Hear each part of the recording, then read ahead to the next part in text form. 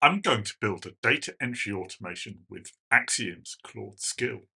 I'll describe it and the skill builds it, then uploads it to axiom.ai, ready to run. The guide on screen will show you how to install the Claude skill. The link is in the comment. Let's get building. First up, I've got my Google Sheet ready with some dummy data.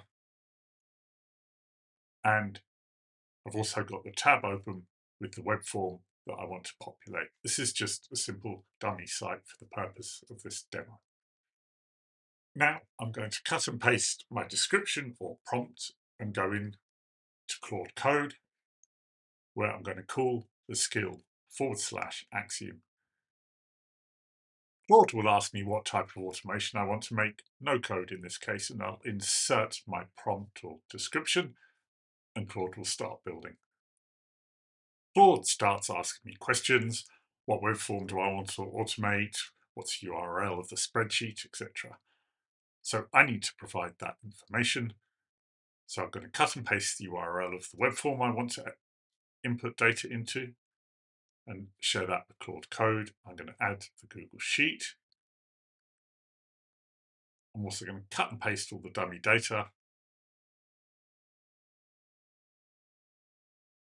Then I'm also going to do another trick, outlining that, first of all, that we don't need the login, but I need to use the MCP server to grab the selectors. Now we've got an MCP server coming out in the next release of Axiom, or you can use your own. And so off Claude goes now. It's going to inspect the web page. Then Claude will extract the form elements from the HTML of the web page the MCP has grabbed. It will then work out the CSS selectors. It will map the Google data to the form fields in the form. Finally, it will generate the steps required in the automation and build the automation itself, then ask you if you wish to upload it to the Axiom account. Simply say yes. Once it's uploaded, open up Axiom, click on the automation, and here I'm doing a quick check. We can see it's populated the Google Sheet. The Claude skill has populated the URL. It's added the fields and connected the data.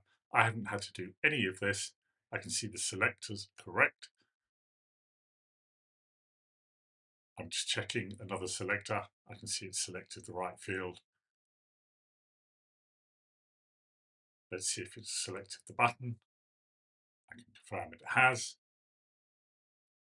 There's a wait step even added at the end to make sure it's submitted. And all that's left to do is click run.